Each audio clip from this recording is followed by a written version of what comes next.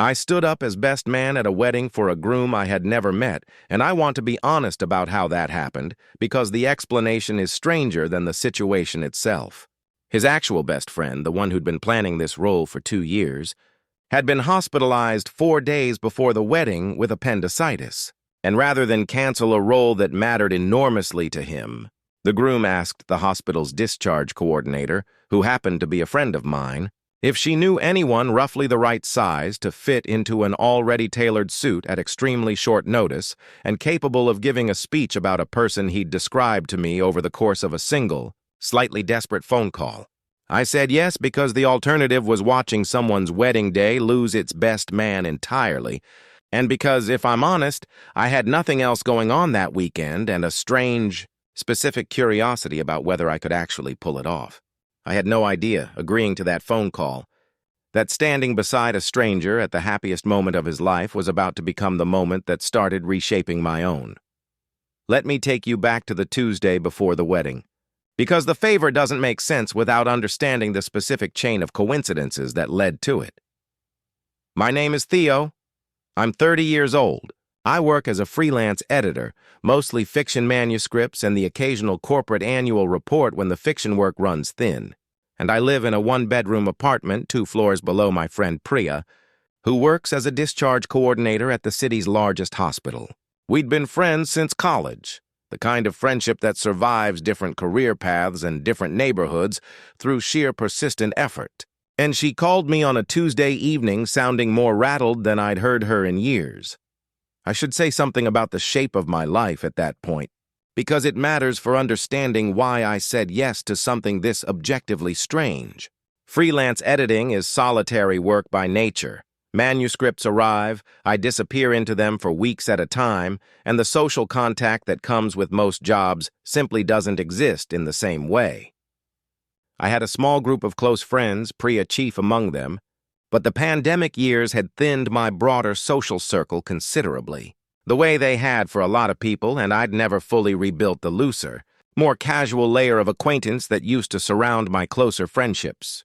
I spent most evenings alone, most weekends with a manuscript or a book, and while I wouldn't have called myself unhappy, I'd noticed in the months before that Tuesday a specific hunger for something that would pull me out of the solitary rhythm I'd settled into without quite choosing it. I need you to do something genuinely strange, she said, and I need you to say yes before I finish explaining. Because if you think about it too long, you're going to find 17 reasons to say no. That's an extremely effective way to get me to agree to something terrible. It's not terrible. It's just unusual. There's a man at the hospital. Well, his friend is at the hospital. The man himself is fine. And the friend was supposed to be his best man this Saturday, and now he's recovering from emergency surgery and absolutely cannot attend. And the groom is in a genuine panic because the wedding is in 4 days, and he doesn't have anyone else who fits the role, logistically or emotionally. And I thought of you because you're roughly his friend's size for the suit and because you're good at learning people quickly, which is apparently the actual qualification required here. I sat with that for a long moment, processing the sheer specificity of what she was describing, not just standing in for a missing guest, but actually performing the role of best man, the speech, the responsibilities, the entire emotional weight of standing beside someone on what was supposed to be the best day of his life. It was, I remember thinking even then, an unusually large favor to ask of a stranger and an unusually large thing to consider agreeing to. You want me to be his best man? I said. At his wedding. Having never met him. You'd meet him before Saturday, obviously. There'd be time to talk, to learn enough to give a real speech, not just generic platitudes. But yes, essentially, he needs someone in that suit beside him, who can speak about him with some actual specificity, because the wedding has 40 guests and most of them know that his best friend was supposed to be standing there.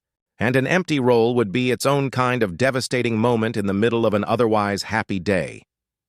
I should tell you, in the interest of honesty, that I had several reasonable objections available to me. I'd never met this man. I had no actual claim to the kind of intimate knowledge a best man's speech requires. The entire scenario had the structural integrity of something built in 4 days under emergency conditions, which is rarely a recipe for anything convincing. And yet I found myself thinking about my own circle of friends, about how thin it had become over the last few years of remote work and a pandemic that had quietly eroded social muscles I hadn't fully rebuilt since. About the specific ache of imagining someone facing the happiest day of his life with a hole in it where his closest friend should have been standing. What does he actually need from me? I asked.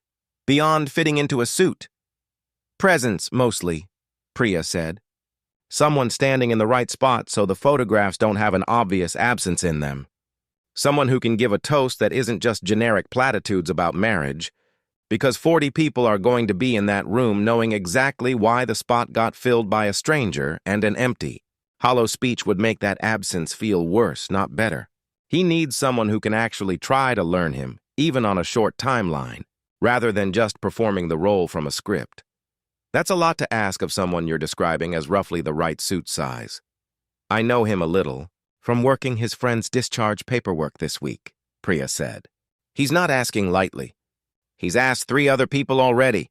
More obvious choices, mutual friends and coworkers, and they all said no for completely understandable reasons. Too awkward, not enough time. Didn't want the pressure of giving a speech about someone they didn't know well either. I thought of you specifically because you're good at this. You edit manuscripts for a living. Your entire profession is finding the true shape of someone else's story in a limited amount of time and helping it land clearly. This is basically the same skill, just live, with higher stakes. You make a compelling case for something that still sounds, on its face, like a terrible idea. Most good ideas sound like terrible ones at first, Priya said. That's usually how you know they're worth doing. Set up the call, I said. Let me at least talk to him before I commit to anything. The groom's name was Marcus, and when he called me that same evening, his voice carried the specific exhausted desperation of someone managing several crises simultaneously while trying to sound calm for the sake of everyone around him. I know this is insane, he said almost immediately. I want to acknowledge that up front, because I've spent the last 2 days having this exact conversation in my head with increasingly absurd people. And you're actually real, which is somehow stranger than the hypothetical version. I appreciate the acknowledgement, I said. What happened to your actual best man? Appendicitis. Worst possible timing, obviously. There's no good timing for appendicitis, but 4 days before my wedding feels like a particularly pointed example of bad luck. He's going to be fine, recovering well, but he's not getting discharged in time, and even if he somehow were, he wouldn't be in any shape to stand up for 2 hours and give a speech. He's devastated. I'm devastated for him on top of everything else. He's been planning that speech for over a year, apparently, which I only found out because he told me from his hospital bed, which made the whole conversation considerably harder than it needed to be. I asked him to tell me about himself, expecting the kind of surface-level summary people give strangers, and instead got something more specific and more useful. Not a resume of facts, but the actual texture of a person, delivered with the slightly manic energy of someone trying to compress years of friendship-worthy material into a single phone call. He talked about meeting his fiancée, a woman named Inez, at a mutual friend's dinner party 3 years earlier, about the specific, almost embarrassing speed at which he'd known she mattered, about the slow building of a life together that had arrived somehow at this exact Saturday. He talked about his actual best friend, David, with a warmth that made me understand, even secondhand, why David's absence was going to be felt so specifically by everyone in that room. Stories of a 20-year friendship, of David being the person who'd talked him through every major decision of his adult life, of the particular debt of gratitude he felt towards someone who'd shown up for him consistently across 2 decades. He was the one who told me to actually ask Inez out, Marcus said at one point. I'd been talking myself out of it for 2 weeks after that dinner party, convinced she was out of my league, and David basically sat me down and said, with no patience whatsoever, that I was being an idiot and needed to just call her before someone smarter than me figured out what I already knew. I owe him this entire relationship in a fairly direct sense. And now he's lying in a hospital bed instead of standing where he's supposed to be standing, watching the thing he basically engineered actually happen. That's a significant amount of pressure to put on whoever fills in, I said. I know, Marcus said. I'm aware of how unfair that is to whoever says yes. I'm not asking you to actually be David, Marcus said near the end of the call. I know that's not possible and I wouldn't want you to try. I'm asking you to stand where he should be standing so the spot isn't empty and to say something true about me, even if it's not the specific truth David would have said. I think that's enough. I think it has to be enough because the alternative is considerably worse. I agreed to meet him the next day, in person, to see if the strange, theoretical arrangement we'd discussed over the phone could actually translate into something real before either of us committed fully to 4 days of preparation for something this significant. We met at a coffee shop near his apartment on Wednesday morning, and I recognized him immediately from the way Priya had described him. Tall, slightly disheveled in the specific way of someone who hadn't slept properly in several days, carrying himself with the careful composure of a person determined not to let his stress show more than necessary. He thanked me 3 separate times within the first 5 minutes, each time with a slightly different specific gratitude. For considering it, for showing up, for not laughing at how strange the whole situation actually was. There was a particular nervous energy to him that morning, the specific exhausted alertness of someone running on adrenaline and very little sleep, checking his phone twice in the first few minutes before visibly forcing himself to put it face down on the table and focus on the conversation in front of him. I want to be honest about something, I said, once we'd settled in. I think the speech is the part I'm most worried about. Not the suit, not standing up there, the speech specifically. A best man speech works because it's full of specific, lived-in detail, inside jokes, shared history. I don't have any of that with you. And I'm worried about giving you something that sounds hollow on a day that deserves the opposite of hollow. Marcus thought about that for a long moment, turning his coffee cup slowly. What if, he said, instead of trying to fake having known me for years, you just spend the next 4 days actually getting to know me? Not pretending, actually doing it.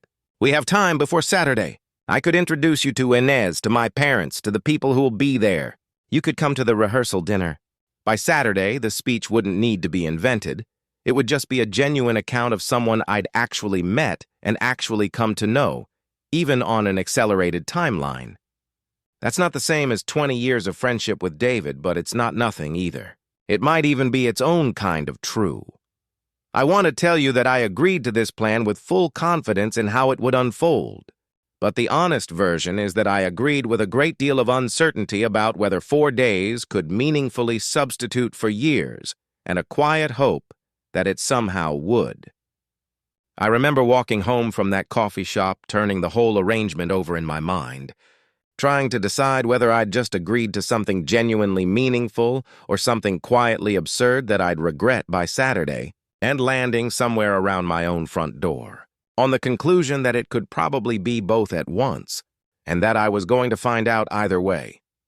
The next 4 days were unlike any other stretch of time in my adult life, in the sense that I went from knowing absolutely nothing about a person to standing beside him at the most significant moment of his life, compressed into 96 hours of accelerated intimacy that should have felt artificial and somehow didn't. I had dinner with Marcus and Inez on Wednesday evening, watching the specific way they moved around each other in conversation, the way she finished his sentences when he got too excited to finish them himself, the way he deferred to her on small decisions while clearly having strong opinions of his own, the particular comfortable rhythm of 2 people who'd built something solid enough to withstand the chaos of the week leading up to their wedding. Inez, I should say, took the strange arrangement with a composure I found genuinely admirable given the circumstances. I've had stranger weeks, she told me over dinner with a dry half-smile. Last month, our caterer canceled 4 days before we found a replacement. And the month before that, my mother decided with no warning that she wanted to redo the seating chart entirely 2 weeks before the invitations went out. I've developed a tolerance for last-minute chaos. A substitute best man is, honestly, somewhere in the middle of the chaos scale for this particular wedding. She studied me for a moment over her wine glass. I appreciate that you're taking it seriously, though. Marcus was worried whoever said yes would treat it like a favor they were doing reluctantly. "You don't seem like you're doing that." I think I stopped feeling reluctant somewhere around the second sentence of Marcus's phone call, I said. Once he started talking about David, it stopped feeling like a strange logistical favor and started feeling like something that actually mattered. I met his parents on Thursday, his mother immediately suspicious of the entire arrangement until I'd been in the room for 10 minutes, at which point she seemed to decide, with the swift, decisive judgment mothers sometimes have, that I'd do fine. She asked me pointed questions about my work, about my family, about whether I had any prior public speaking experience that might suggest I could handle a room of 40 expectant faces without faltering, and I answered all of them as honestly as I could, which seemed, by the end of the visit, to be exactly the right approach, she told Marcus afterward. He relayed to me later with some amusement that I didn't try too hard to seem impressive, which she apparently found more reassuring than actual impressiveness would have been. I went to the rehearsal dinner on Friday, where I met most of the 40 guests who would be there Saturday, learned the shape of Marcus's actual social world, absorbed as much as I could of the specific texture of who he was to the people who'd known him far longer than the 4 days I'd had. Several people asked, with varying degrees of tact, how exactly I knew Marcus, and I told the truth every time. Watching the specific surprised respect that crossed most faces once they understood the full shape of the situation. Not amusement at the strangeness of it, but something closer to appreciation that someone had been willing to step into a gap this significant on short notice. I also, somewhere in that stretch, met David's family. His sister had driven in from out of town to be there for him at the hospital, and she came to the rehearsal dinner briefly on Friday evening, exhausted and grateful and visibly moved when Marcus introduced me, explaining the situation with the specific careful gentleness of someone navigating an emotionally complicated handoff. She studied me for a long moment before saying anything, the particular assessing look of someone trying to decide whether a stranger deserves the trust being placed in him, and then her expression softened.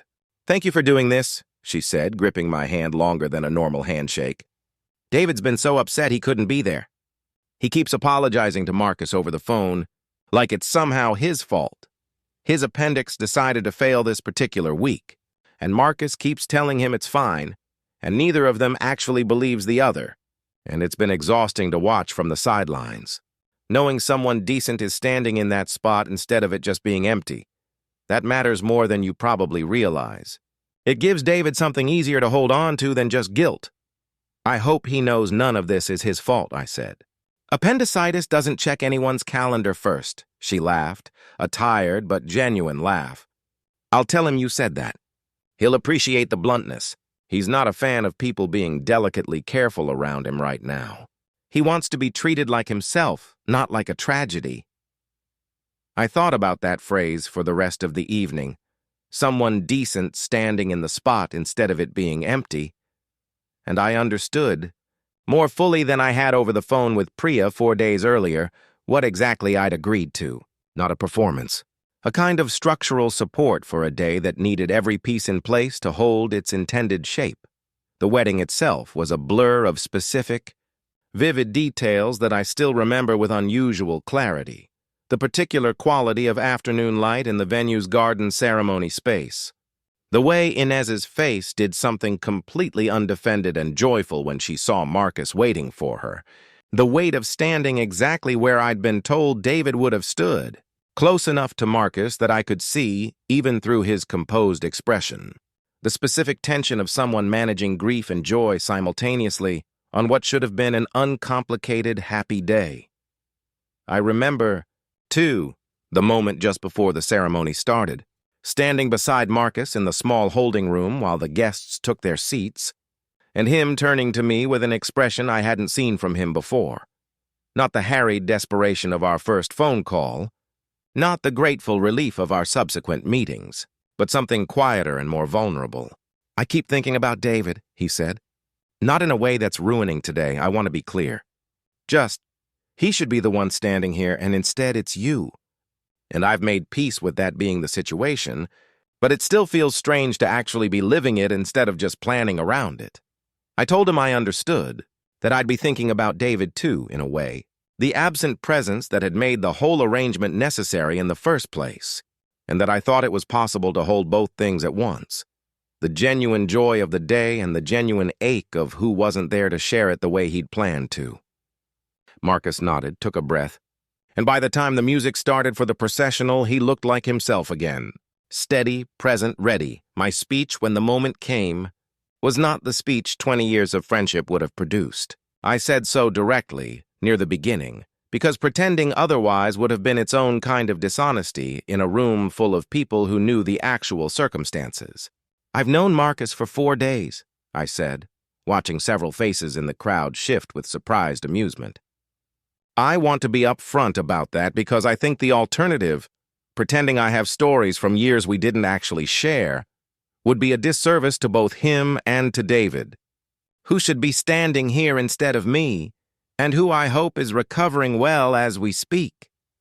There was warm laughter at that, the specific relieved laughter of a room that appreciates honesty more than performance. But here's what 4 days taught me about Marcus.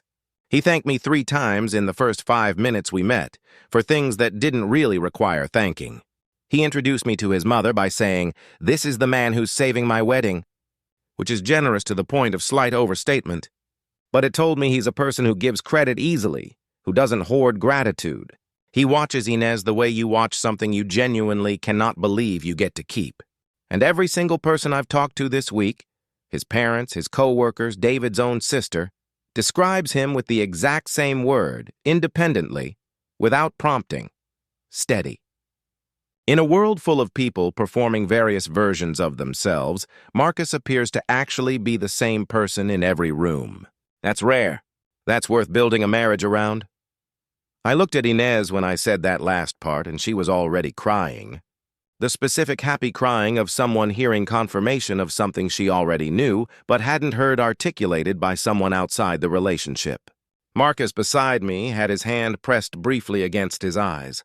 Composing himself, and when he lowered it, he looked at me with an expression of genuine, uncomplicated gratitude that made the entire strange premise of the last 4 days feel, suddenly, completely worth it. After the ceremony, during the reception, I met a woman named Clara, Inez's cousin, seated at the table I'd been assigned to as the substitute best man, which put me, by the specific accidental geometry of wedding seating charts, directly across from her for the entire dinner. She had heard the full story by then, the appendicitis, the 4-day crash course in Marcus's life, the speech that had opened by admitting its own limitations, and she looked at me across the table with an expression of genuine fascination. "That might be the strangest favor I've ever heard someone agree to," she said, "and also, somehow, the kindest." It felt more strange than kind while I was living through it, I said. The kindness only became visible afterward, looking back. "Most kindness works that way," she said. "It rarely announces itself clearly in the moment. You usually only recognize it in retrospect, once you can see the shape of what it actually prevented or made possible." We talked for the rest of the reception, well past the point where the seating chart had any further claim on our conversation. The easy momentum of 2 people who'd discovered, accidentally, that they had more to say to each other than the evening schedule technically allowed for. She told me about her own work, doing community organizing for a housing nonprofit, work that required the same kind of accelerated trust building I'd just experienced with Marcus, learning entire families' circumstances in compressed time frames in order to actually help them. "Tell me about a specific case," I said, genuinely curious by then.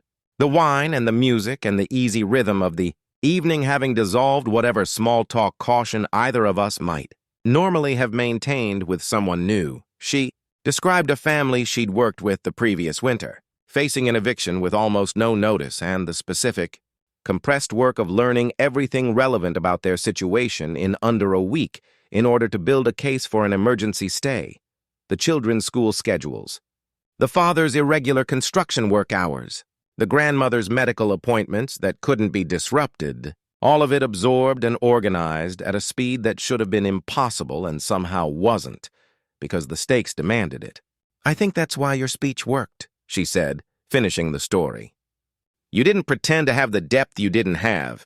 You just told the truth about what 4 days had actually shown you, and it turned out that was enough. More than enough, honestly. Some people spend 20 years with someone and never say anything as specific as what you said about Marcus in 4 days. I think compression does something useful sometimes, I said. When you don't have the luxury of slow accumulation, you pay closer attention to what's actually in front of you. You can't coast on assumed familiarity. You have to actually look. That's a skill most people never have to develop, she said. I've built an entire career around it almost by accident. It's strange to hear someone else describe the exact same instinct from a completely different field. That's a generous way of describing an emergency, she said, smiling. I've had a week to reframe it generously. Give me time. I'll hold you to that, she said. Reframe it for me again in a year and let's see if the story's improved. I thought about that observation for a long time afterward, turning it over the way you turn over something that's landed somewhere important and unexpected. We danced once toward the end of the evening. An easy, unhurried dance that had none of the awkwardness first dances with near strangers usually carry. And when the evening wound down and people began drifting toward the exits, she asked for my number with the same direct, unhesitating clarity she'd brought to our entire conversation. I'd like to actually get to know you properly, she said. Not in 4 days. On a normal timeline this time, if that's all right. I think I'd like that too, I said.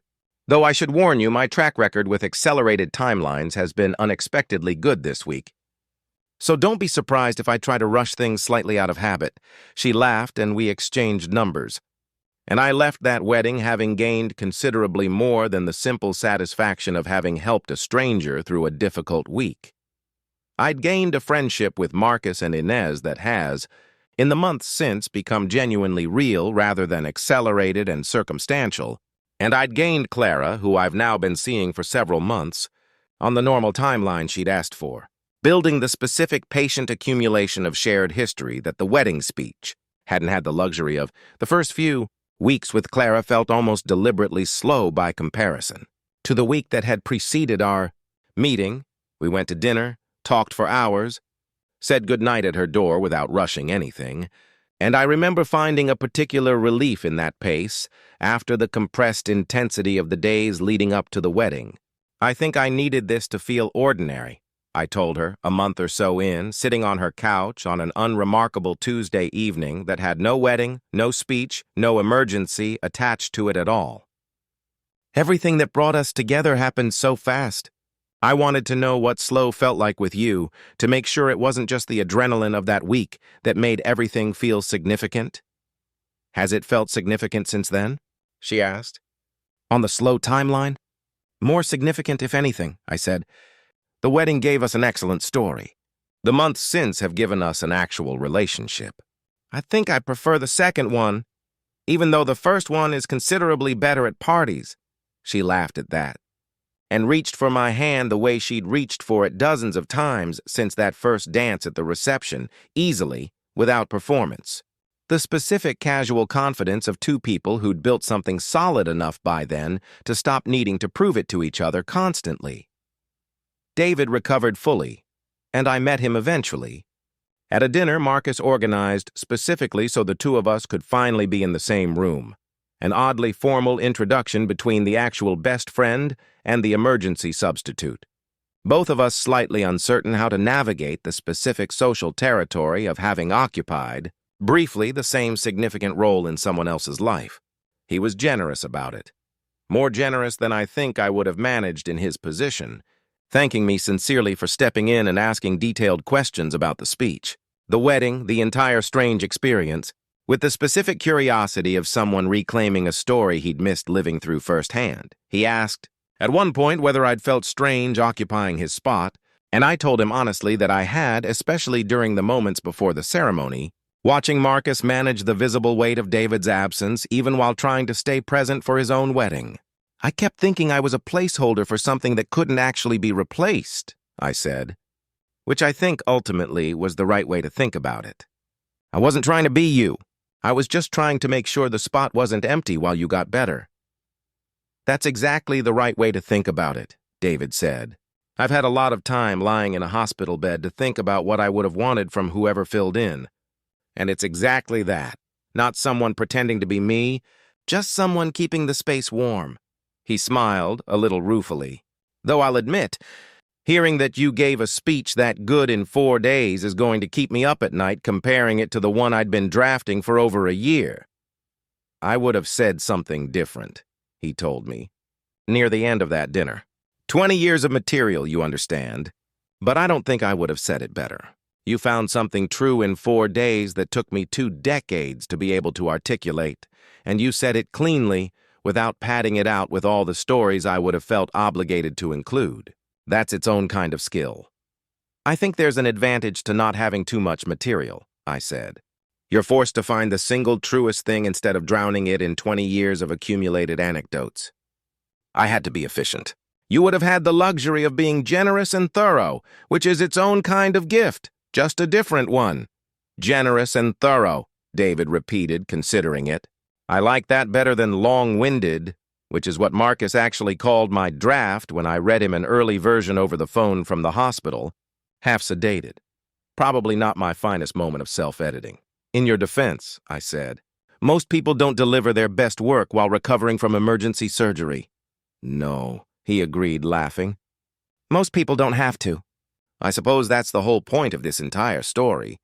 In a way, neither of us got the version of that wedding we expected, and somehow it turned out fine anyway. I think about that wedding often, about the specific strangeness of standing beside someone at the most significant moment of his life, having known him for less than a week, about how thoroughly that compressed intimacy turned out to matter despite every reasonable expectation that it wouldn't. There's a version of that Tuesday where Priya doesn't call, where Marcus finds someone else or simply walks down the aisle with an empty space beside him, where I never meet Clara at a seating chart's accidental geometry and never learn what 4 days of genuine attention can accomplish when there's no other option but to make it count. I don't know what that version of my life looks like, and I've stopped trying to imagine it, because the actual version involves a friendship with a couple I helped marry, a relationship with a woman I met at their reception, and a permanent, slightly bewildered gratitude toward an appendix that, in failing at exactly the wrong moment, somehow set in motion exactly the right one. Marcus and Inez invited Clara and me to their 1-year anniversary dinner a few months ago, a smaller, quieter gathering than the wedding itself. Just close friends and family settled around a single long table. David was there too, fully recovered, laughing easily about the entire situation now with the specific comfortable distance that time provides for things that were once genuinely stressful. At some point during dinner, Marcus stood up unprompted to make a small toast, and he looked directly at me partway through it. "A year ago," he said, "I thought the worst thing that could happen to my wedding was happening. My best friend, the person who basically built this relationship by force of sheer stubborn encouragement, was in a hospital bed instead of standing beside me. And then a stranger, a friend of a friend's co-worker essentially, agreed to step into an impossible situation with 4 days' notice, and somehow made it not just survivable, but genuinely good. I think about that a lot. How something that felt in the moment like the worst possible version of my wedding day turned out to produce one of the best speeches I've ever heard. A friendship I now genuinely value, and apparently, he gestured toward Clara and me, both of us laughing slightly self-consciously by then, an entire relationship that wouldn't exist without it. I don't think I believe in fate exactly, but I believe in showing up for people even when it's strange and inconvenient and you have absolutely no idea how it's going to turn out. Theo showed up, and everything good that came after started with that. I raised my glass along with everyone else and caught Clara's eye across the table and thought, not for the first time, about how strange and specific the path to this exact dinner had been. An appendix, a phone call, 4 days of accelerated attention, a speech that admitted its own limitations and somehow worked better for it, and a seating chart that had, almost as an afterthought, placed me across from the person I'd end up building an entirely separate, much slower kind of intimacy with. Some stories start with years of careful accumulation. Mine started with an emergency, a borrowed suit, and a willingness to show up for someone I hadn't met yet. simply because the alternative, an empty spot where someone important should have been standing, felt like the worst choice by far.